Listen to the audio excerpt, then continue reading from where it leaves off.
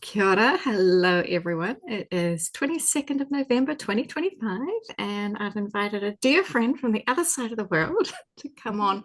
We've had one conversation about Christianity and biodynamics and how to bring these conversations together. And this is a second part for a public conversation. Kathrine, could you introduce yourself and tell, like, I don't know, whatever you want to say? So I'm Dr. Kathrine McAleese. I'm from Northern Ireland, but I've lived elsewhere, so the accent is a little bit messed up still. It's never quite recovered. I am the one who helps you find enough. So when you have done all the things that the world has told you will make you happy, and you've been exceedingly successful, and you have all the things, and you're still going, is this it? I'm the one who helps you find that place of rest and peace and enough. And I have a proprietary framework for doing that, which is all about kingdom psychology. And that's where my personal faith comes in. For me, the joy of it is that actually most of the time I work with people who don't share my faith. So I must be creating a safe space for folks who don't share my faith to play with these ideas and to go, okay, what does it look like? You know, we can see that things in the world are not necessarily how they should be or how we instinctively want them to be. So how could we do things different? And for me, there's an entirely different paradigm, not just different strategies to that. And that's partly how, for my first encounter with you, I was like, oh, I'm so like, oh, intrigued by this because it instinctively makes sense. Your work makes sense to me at a deep and a spiritual faith-based level. So I'm excited to see where we go today. Yay. Okay. So I sent through an email with a list of we could go here or here or here or here. I don't know quite where to begin, but I guess coming up to the end of November, my children went to a Stoner school, and that's when I first came across the concept of Advent period, and there being Mhm.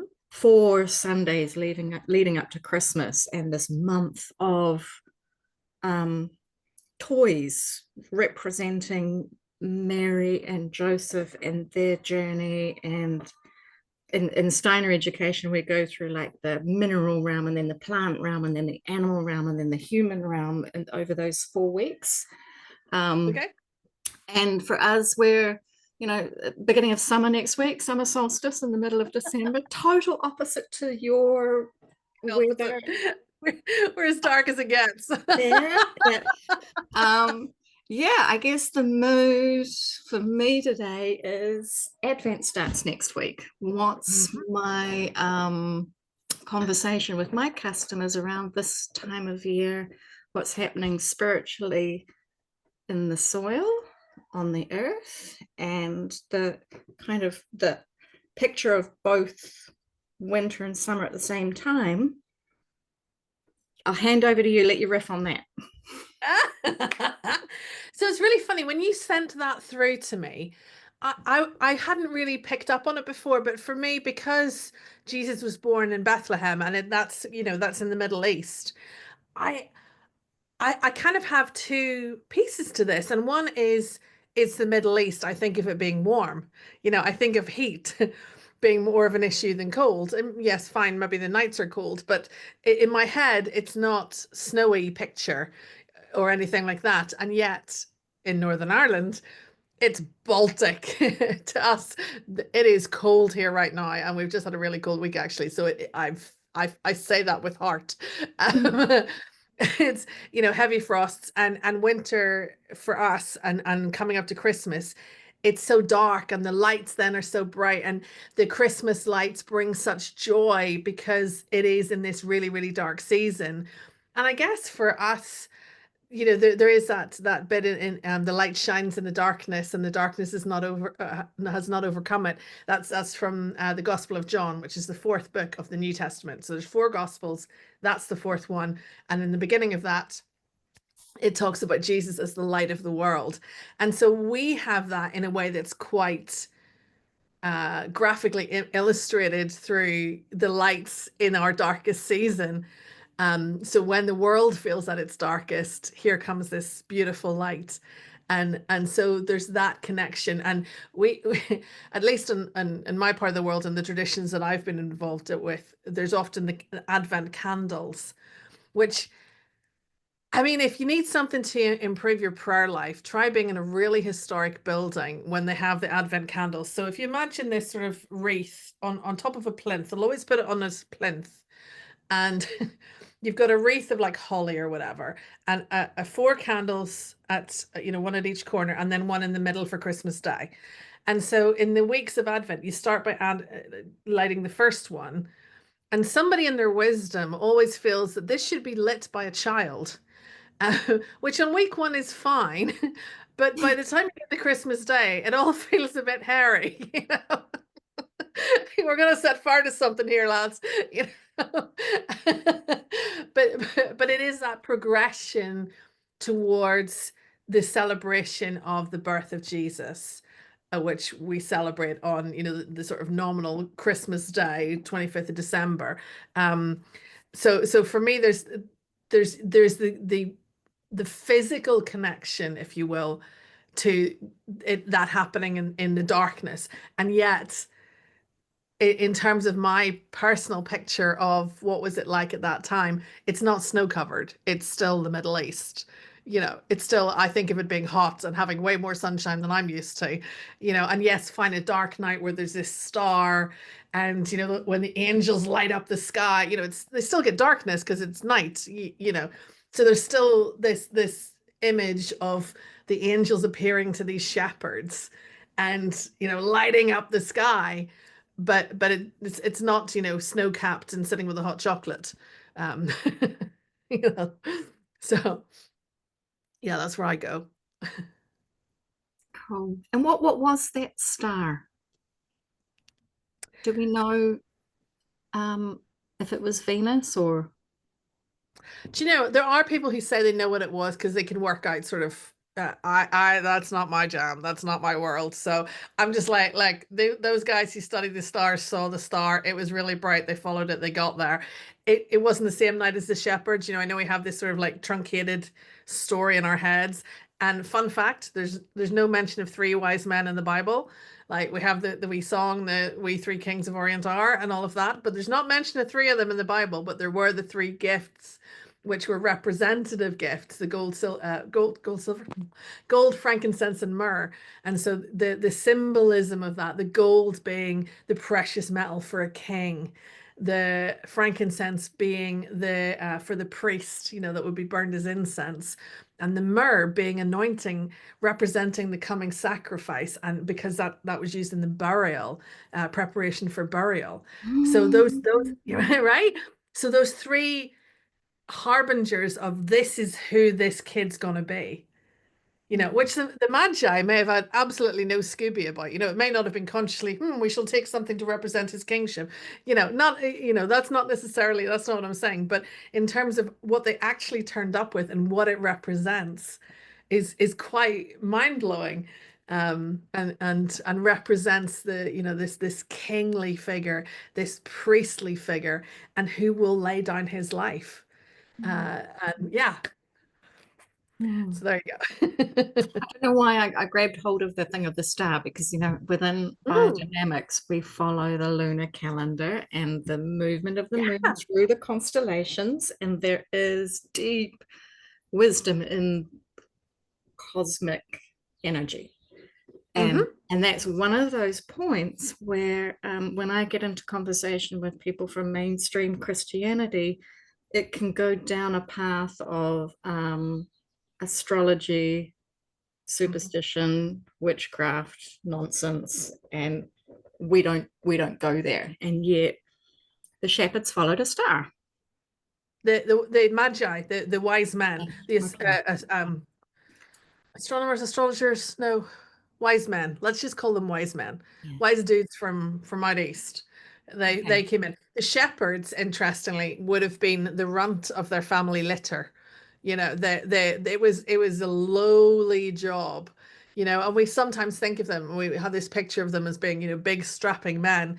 They weren't necessarily, they were maybe the puny kids that, you know, like, okay, all the big jobs, all the cool jobs were taken, and we've still got this kid, like, oh, let's farm them out to literally to be shepherds on the field. So they were really low in the pecking order, you know, really not the kind of people in society that anyone would expect anything exciting to happen to, let alone this, hey, by the way, there's a Messiah down the road just been born, you know.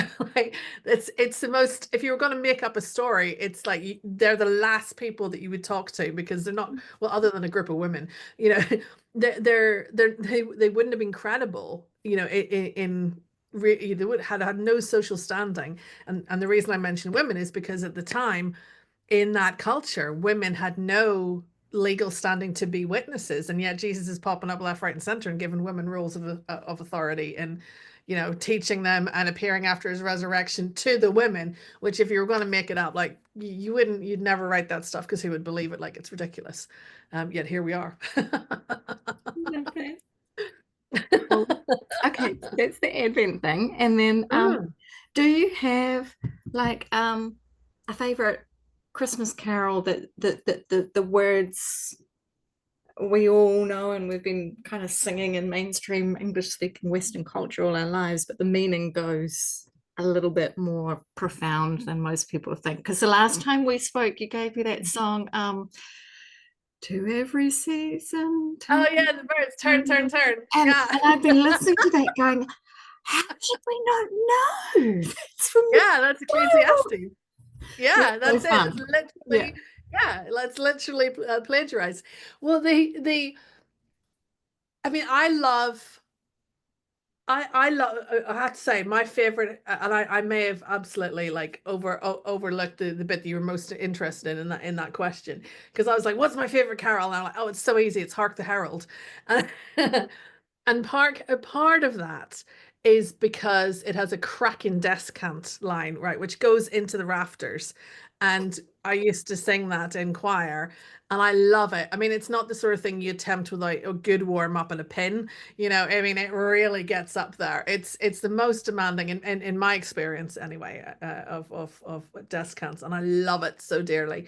And it's just raucous joy, you know. And so it sets the scene for like, hark the herald angels sing, and it just sets this scene of, you know, and like peace on earth, mercy mile, God and sinners reconciled, you know. And it's like, I mean, way to open a hymn, like, you know, let's just go with the big guns, shall we? And it's just, it's pure joy. And I love, I love the descant verse. Of course, I would love it. You know, light and life to all he brings, risen with healing in his wings, mild to lays his glory by, born that we no more may die, born to raise us from the earth, born to give us second birth. And it's just, and then it really goes to the rafters. Like, so, you know, good luck hitting the top note. It's for me, it's just, you know, you can sing the words, but letting rip on it, and, you know, imagining that you are singing along with these angels who have gotten to announce this to a world that had no, like, we're so familiar with the story, even if you're not in Christianity, you know, like most of us now, you know, who've lived in any kind of Christian exposed country, we know the story of Christmas, right? You know, even if it's the commercialized sort of, you know, saleable version, like we know bits of the story, but like it's wild to imagine that, you know, the first anybody in the earth knew about it was this like bunch of kids, essentially, like stinking of goodness knows what, sitting on a hillside chewing the cud, as it were. And then the sky lights up with a bunch of angels. I mean, holy moly, like, what a scene. So for me, that's, you know, both from my own experience of singing it, and from just the gorgeous words that Charles Wesley came up with in the 1700s. Like, it's, yeah, if I get a carol service and we don't get that, I feel robbed, you know. And when we do get that, I'm like, okay, I can go home now, you know. So if you start the service with that, I'm ready to go, you know.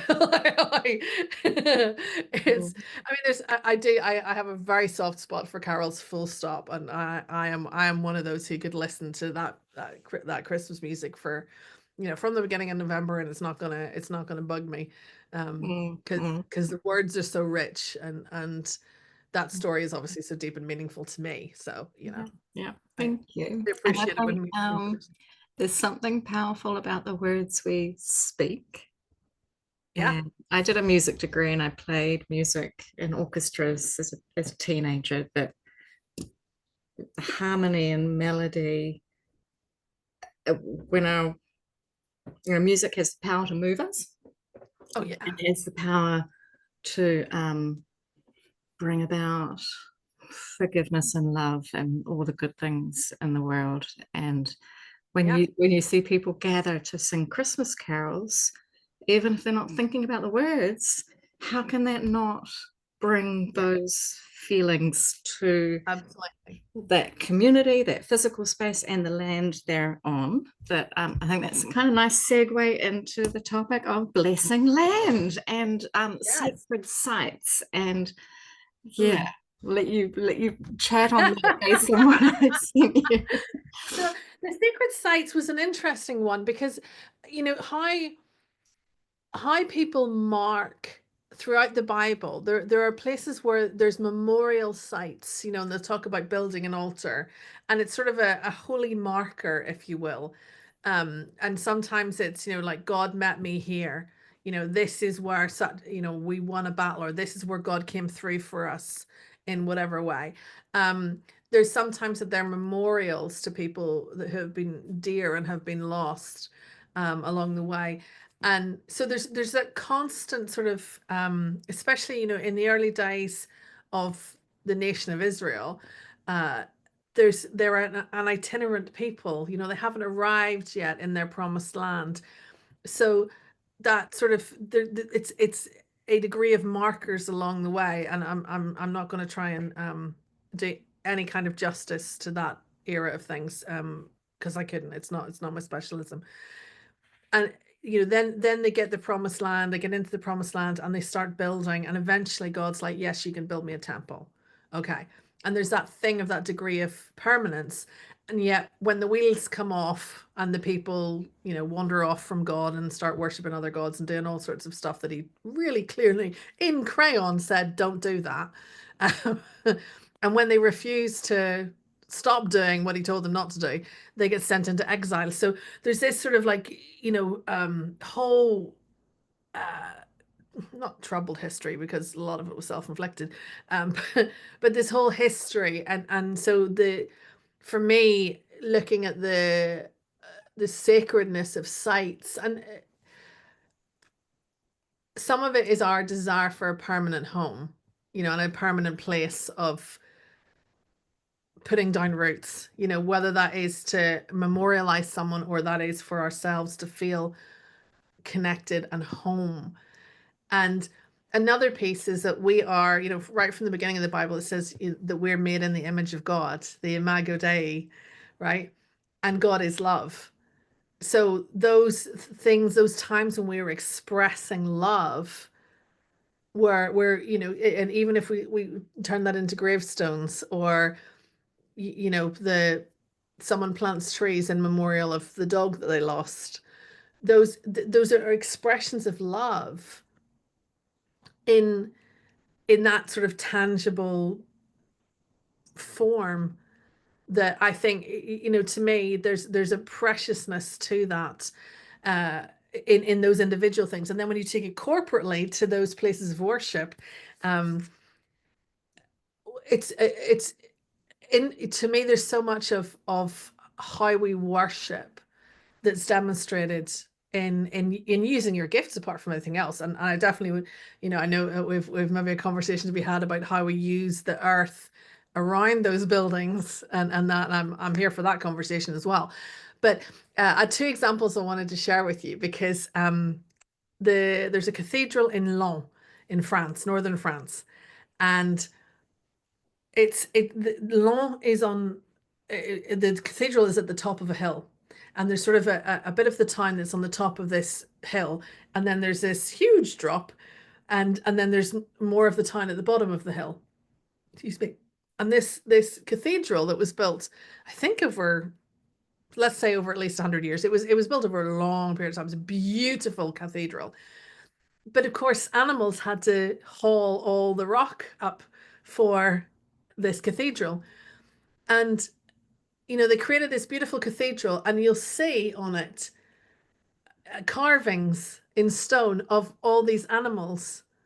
They've honored not just the human workmanship and obviously this active worship to God of building this thing with every ounce of gift that they had, but also honoring that there is another piece of creation involved in this, and that this would not have been possible without the work of those animals. And I've always loved that wider view than just, yeah, let us just take, let us just extract. And yes, because we're told at the beginning of the creation story, when humans come on the scene, right, multiply, reign over the earth and tend the land. Like, we're literally told that that's our job, right, from the get-go.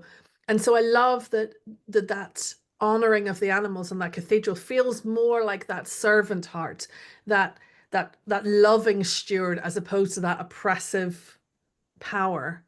Yeah. So that for me was one of them. And I would just the other thing that sort of came to mind when I was thinking about this was, I was just in Mallorca, in Palma, a couple of weeks back, and I was in the cathedral there, which Gaudi designed. So if you can imagine, the Gaudi style of paint is so bright, so vivid. And these windows, when I walked in there, honestly, Katrina, I literally walked in, and my first glance at it, I just audibly said, wow, because it was so bright, and the way the sun was coming through the windows. And I walk around, I love going to cathedrals. I love, I'm mad keen and all of that stuff. And in primary theology degree, my dissertation was on the use of visual arts in the history of the church. So, it's kind of my bag.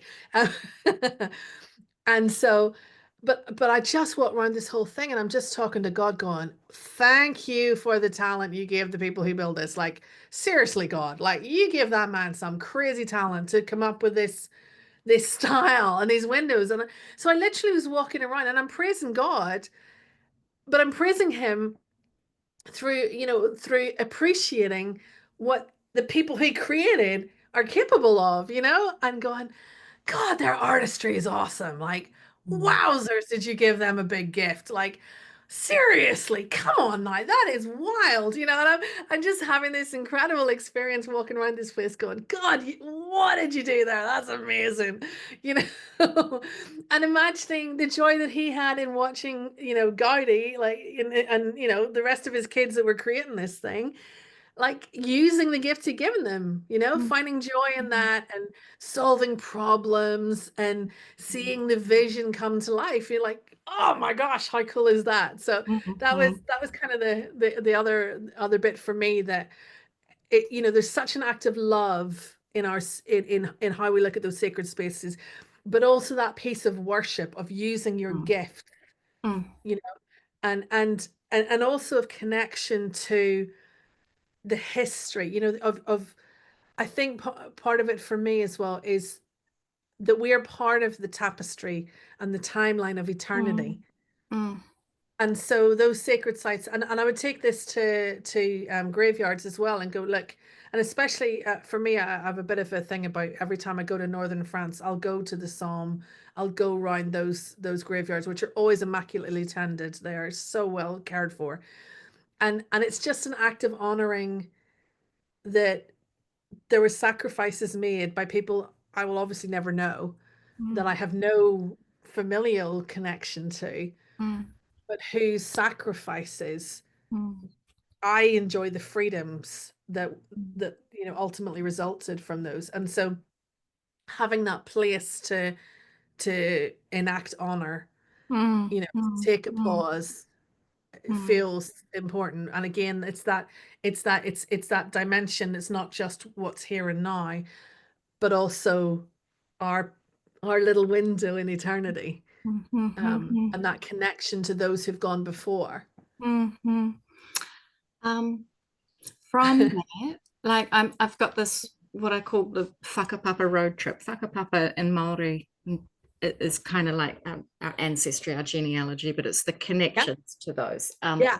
And where I'm living now, I have a compost toilet. So I've been Okay. composting toilet waste for 4 years. And when I Uh-huh. used the biodynamic preparations on that compost, the result was this compost, like holding it, I could feel the DNA of my ancestors. Like it's literally, we are still carrying that physical Yeah. DNA. Yeah. So, um, and then through the sort of nature communication and ancestral lineage, like I feel them with me, that to go visit Mm. their graves, as many as I can find, it's like, so what do you do in a cemetery if you find a great grandparent? Like I'm not religious, I don't quite know the protocols around that.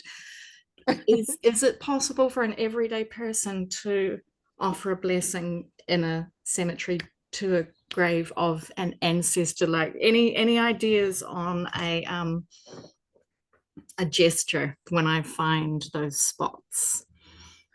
I mean, I think, we've got to find what is authentic for you, right? Mm, And what makes sense for you. So I would be curious of, what do you want to do? Is it that there is a song that is on your heart to come out, or is it that actually there's a flower that you want to lay there, or that you just take a moment and be in that present, and express joy for that person, and mm, gratitude for that person, and what from their DNA, you've been the beneficiary of.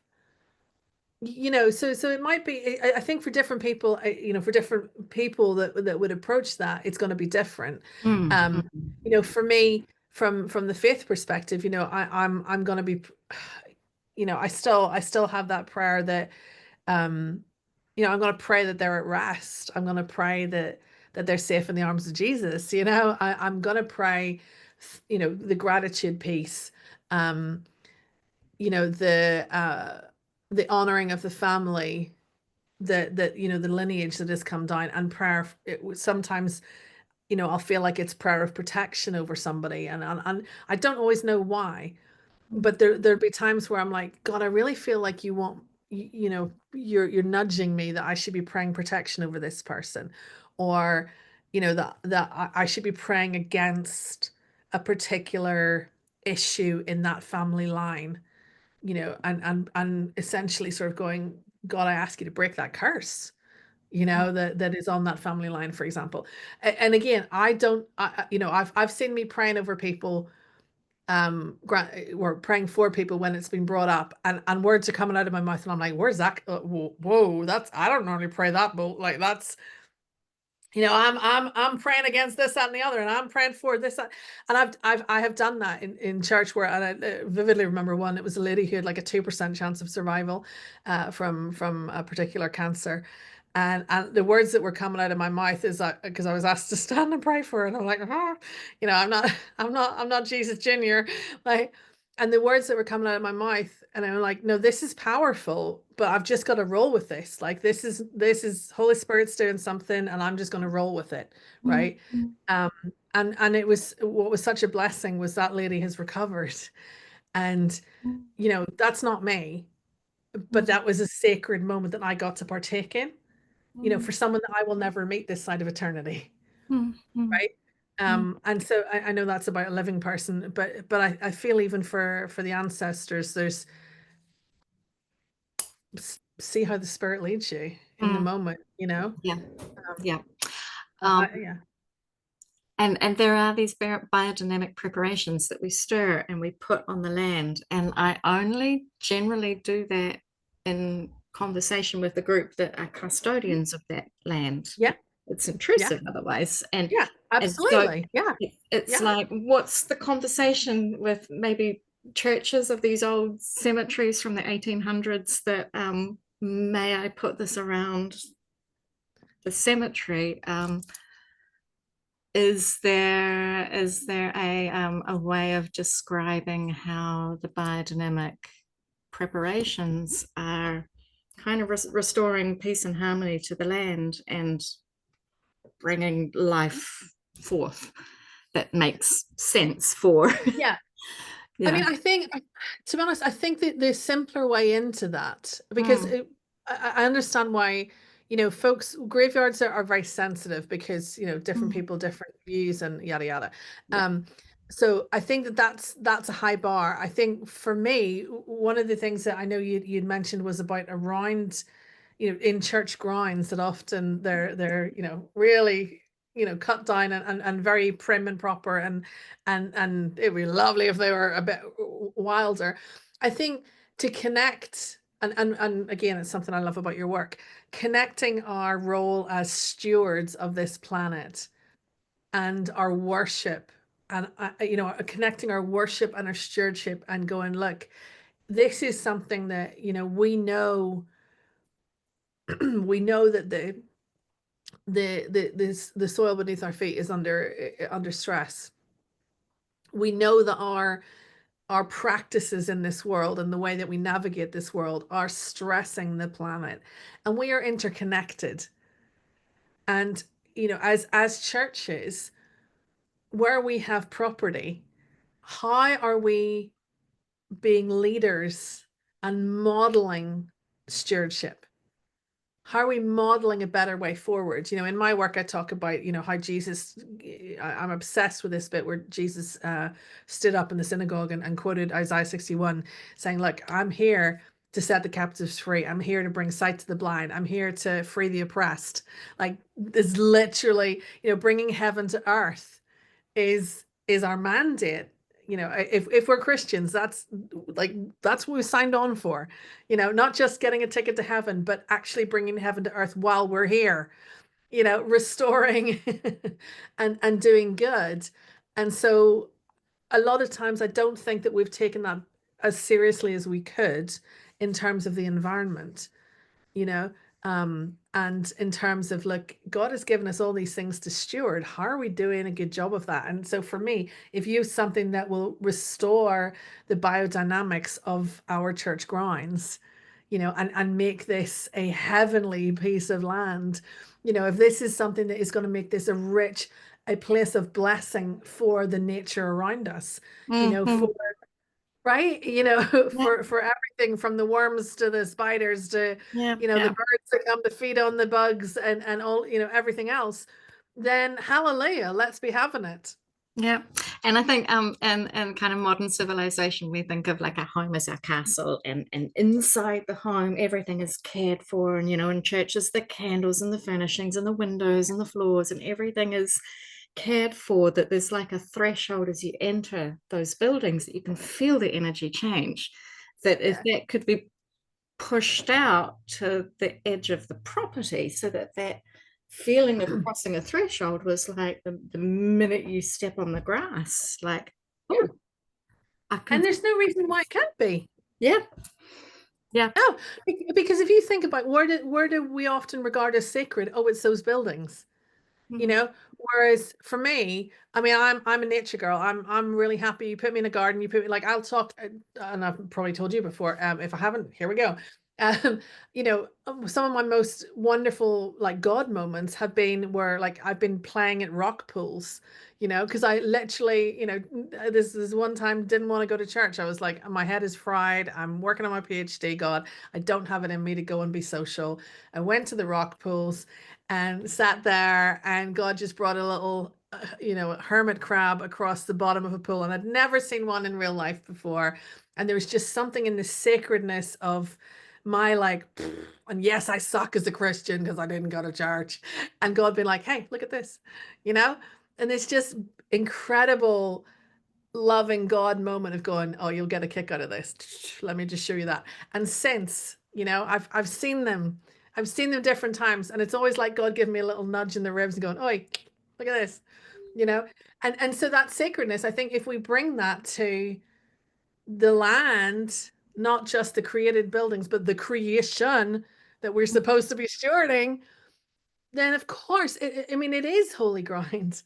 It is part of what we've been given to steward. So to me, what you're offering is like, yeah, let's be having it. Yeah. I'm sorry you're on the other side of the world. You might be like, thank Yeah, God I'm actually be yeah. bugging me crazy. And I think with this question of how do we look after like urban spaces, I am a bit of a rebel in the biodynamic movement because I'm not saying to churches, you've got a bit of land there, you could be growing flowers, corn, wheat, salads. No, it's not Yeah. about producing food. It's about every single square meter of land is Mhm. sacred, and Yeah. you've got this. Yeah, and I guess that image we started with the light and the darkness, that if church grounds could be like beaming with life and vitality, and not necessarily color in the flowers, but color in the energy, then Yeah. yeah, Yeah. that's what I would Absolutely. love to help make happen. So I know, I love it because I think you're inviting us to think more deeply than just, I mean, and I love growing food. So, I'm a little biased on that. I love that with no skill, I might add. Like it's just I plant stuff and it grows and it's miraculous and wonderful. Um, and I have overflow and it's great.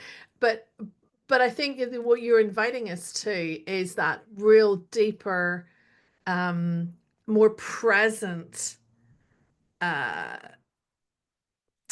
yeah, just bringing presence to each individual piece of what we've got, not for what it can give us, but just because it is, mm, you know, and again, as you say, what we can put back in, so it's not this extraction mentality, but mm, a presence, a humility before the land in front of us, mm, um, mm, and a cherishing of the things that we often overlook. mm, I think there's something really, really powerful in that. And it takes me back to to some of the more sort of I guess some of the ascetics maybe and church fathers and definitely back to um oh, I'm forgetting the names of them. The one that keeps coming to mind is Brother Lawrence, who talked about practicing the presence of God. And that was he was a monk, and whatever he did, he wanted to be so aware of the presence of God, whether he was working the garden or in the kitchen, whatever he was doing, he wanted to be so present. And so some of what you're talking about, I think I'm wanting to say Teresa of Avila as well. Those sort of more contemplatives mm, that really were alive to the world around them. mm, I think the mystic tradition. Oh, I'm dragging this up from my Bible college days here, so forgive me if the terminology, there could still be someone that sees this and goes, they weren't called that. Y'all grace. Show me some grace. But yeah, so what you're saying is it's not alien to Christian tradition, but we may just need to dust it off because actually I think there's things you're saying that we've lost the plot on, mm, in mm. many cases. So, or Yeah, not focused on.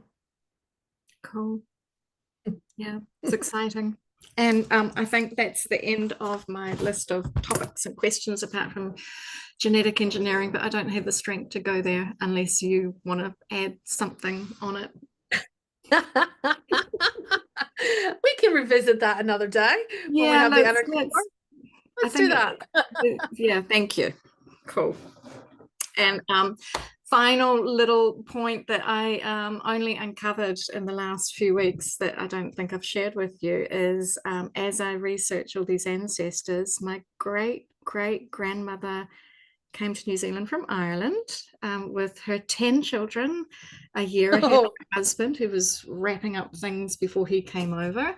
And three of the boys went off to build the house on the land, and she remained in the barracks in a windowless dwelling. And they sold Maori dresses and made candles out of tallow.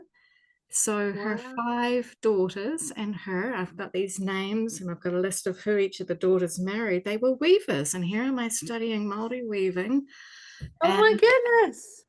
they were Irish, and like, so now I've been looking at Irish weaving traditions. Did they which is a has really strong, yeah. a practice they brought with them and then found a new fiber to, Yeah, it's just like, very wow. possible. Ooh. Oh, we need to take that conversation offline because yeah, there's plenty more to be uncovered there. That's delicious. Oh, Oh, that's so wow. And I love yeah. that generational, down through the generations, that those echoes, that now with the weaving, that echo has come through that you didn't even know was there, but it's come through and it's come to the fore in you. Mm. Like, oh my gosh, I love that stuff. That's so cool. So let's end there. Massive thank you for your time. And if people want to learn more about your work, website details. Yes, Dr. Kathrine. So Kathrine, Kathrine. So drkathrine.com. You'll find me. That's the simplest. Okay, thank you. I'm going to stop the recording there. And Merry Christmas, everyone, if you're listening to this leading up to